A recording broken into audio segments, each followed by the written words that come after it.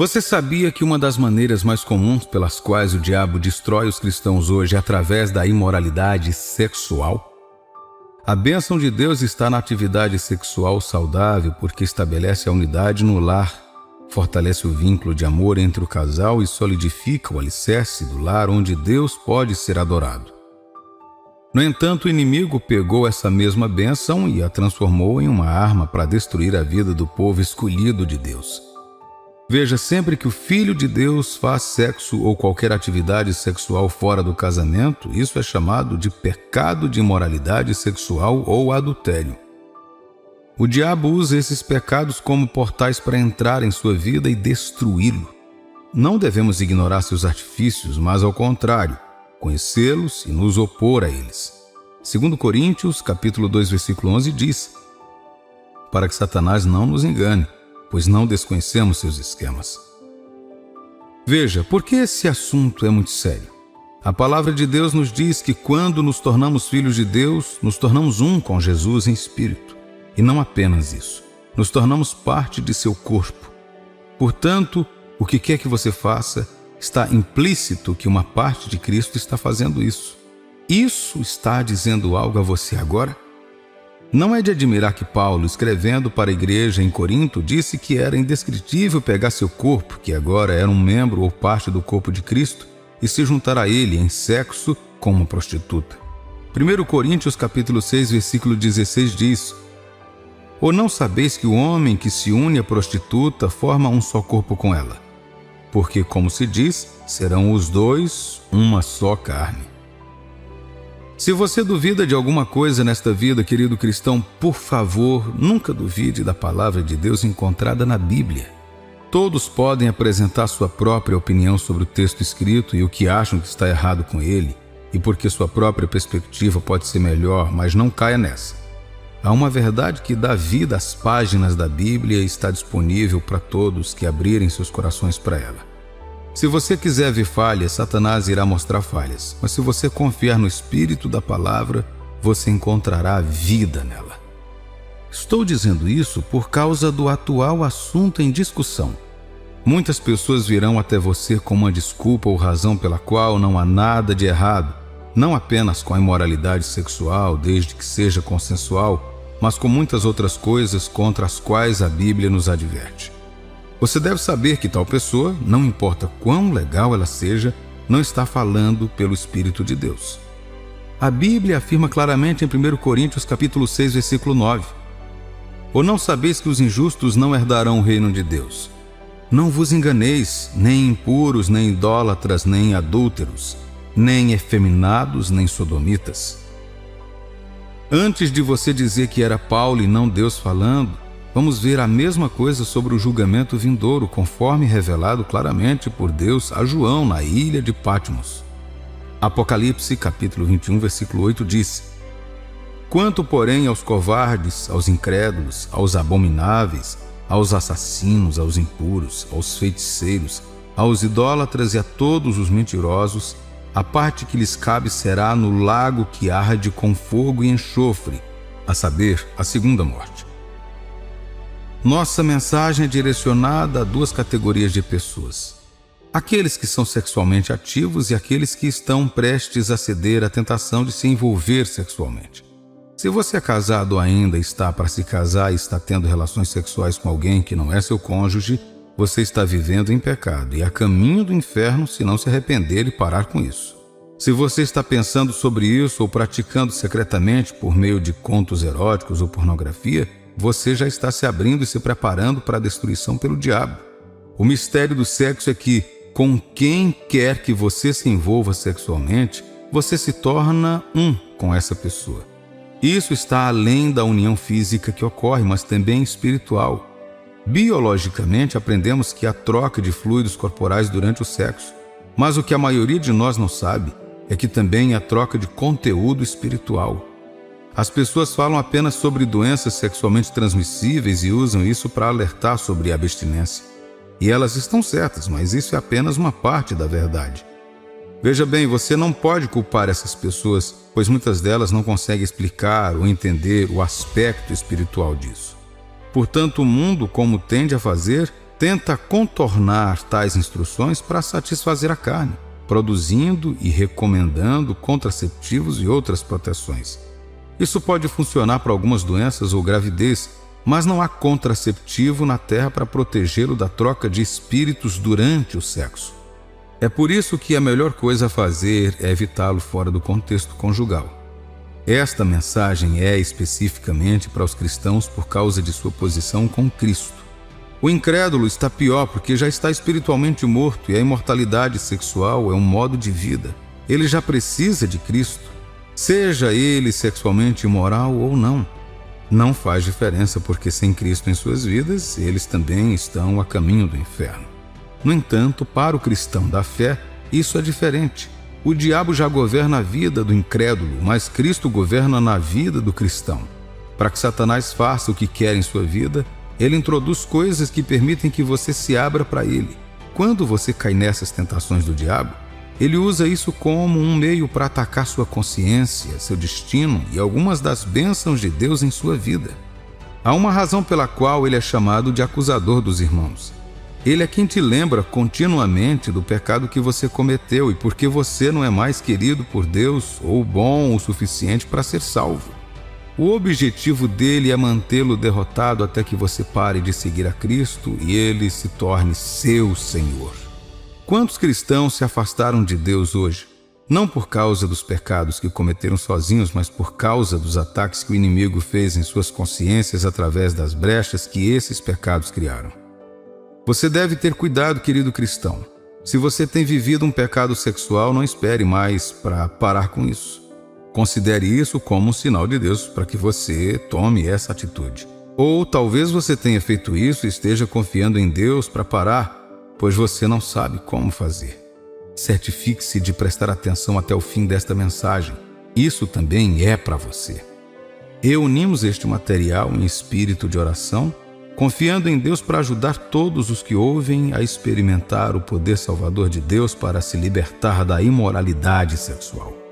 Os pecados sexuais são armas destrutivas que o inimigo usa contra os cristãos porque ele sabe que quando alguém que é da fé entrega seu corpo a um parceiro com quem não é casado, ele polui seu corpo. E por que isso é um pecado grave? Veja, além de nossos corpos serem uma parte do corpo de Cristo, que supostamente é santo e puro, quando nascemos de novo, nossos corpos se tornam a morada de Deus por meio do seu Espírito Santo.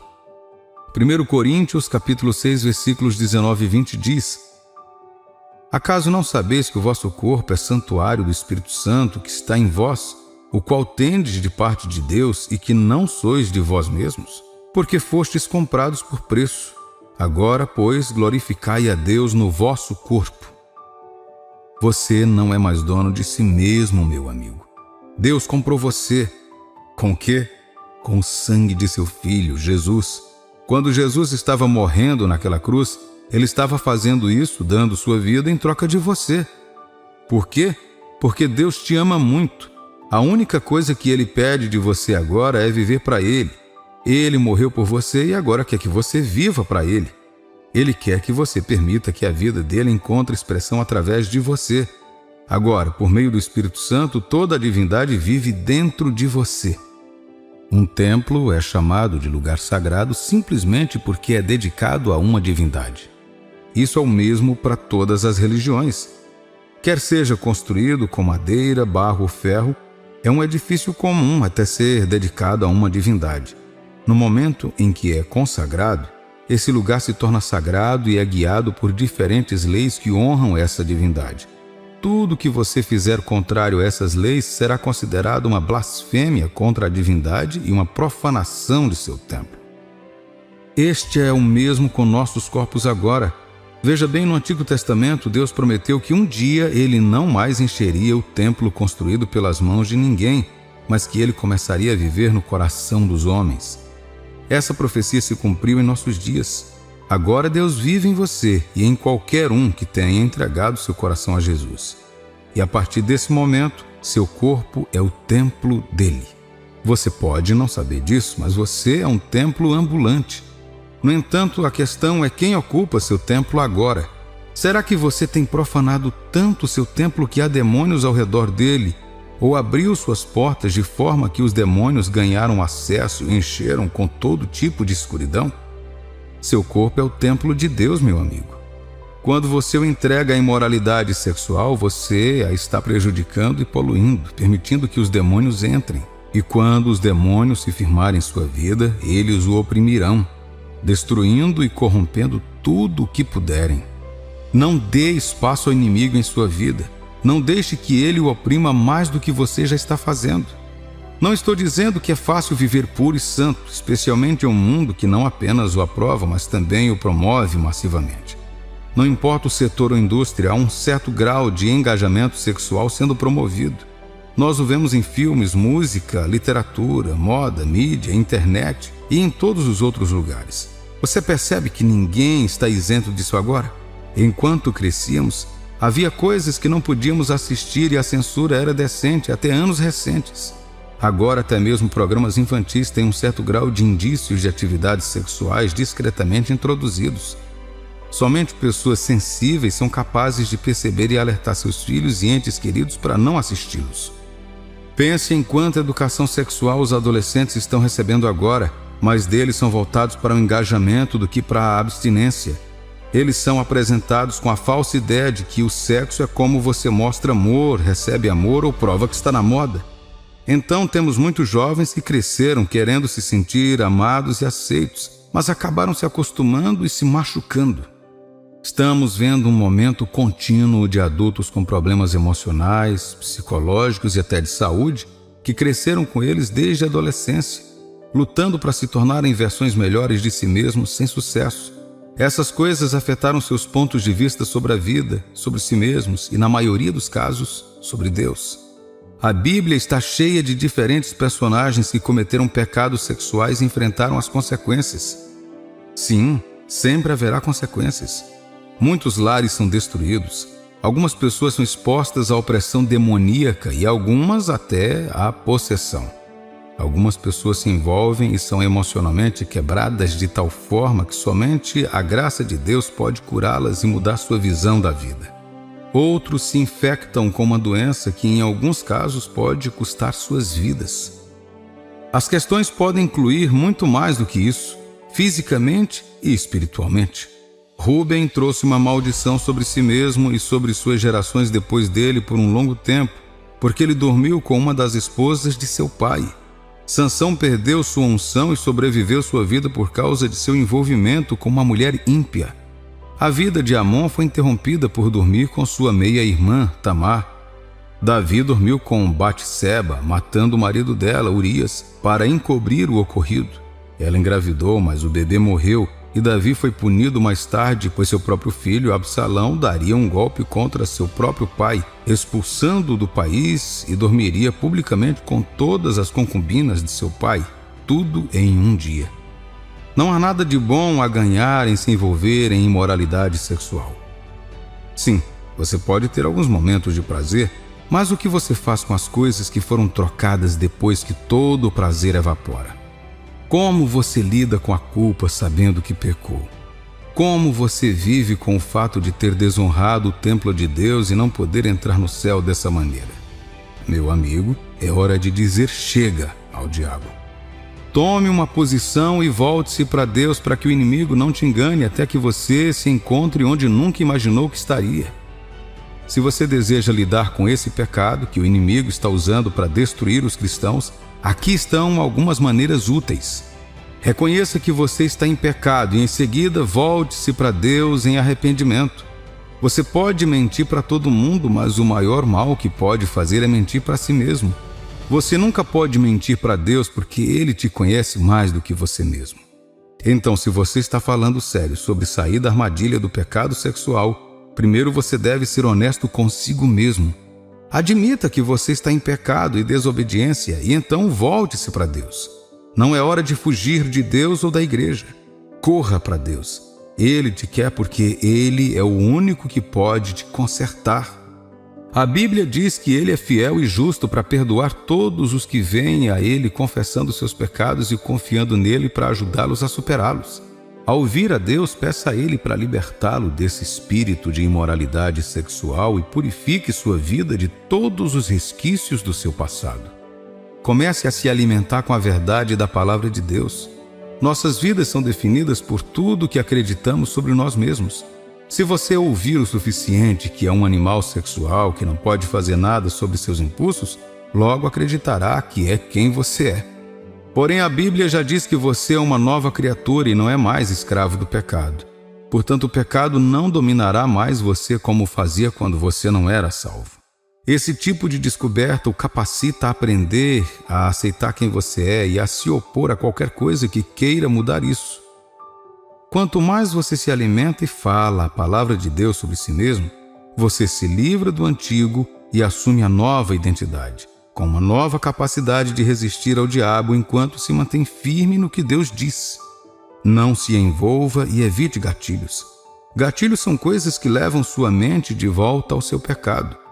Não para torná-lo culpado, mas para tentá-lo novamente. É aqui que está a verdadeira batalha. Portanto, para se libertar, evite coisas, shows, amigos, livros, músicas ou qualquer coisa que desencadeie impulsos sexuais durante o processo de recuperação. Quanto mais você mata a luxúria, mais fraca ela fica até morrer. Isso não é e nunca será uma coisa da noite para o dia, mas através da consistência e da graça de Deus você pode chegar lá. José não ficou perto da esposa de Potifar porque sabia o que ela planejava, então fugiu dela. Você não deve tolerar o pecado sexual ao seu redor. Na verdade, é o único pecado do qual a Bíblia pede que você fuja. Comprometa-se com uma vida de oração. Existe uma ligação direta entre a oração e a santificação.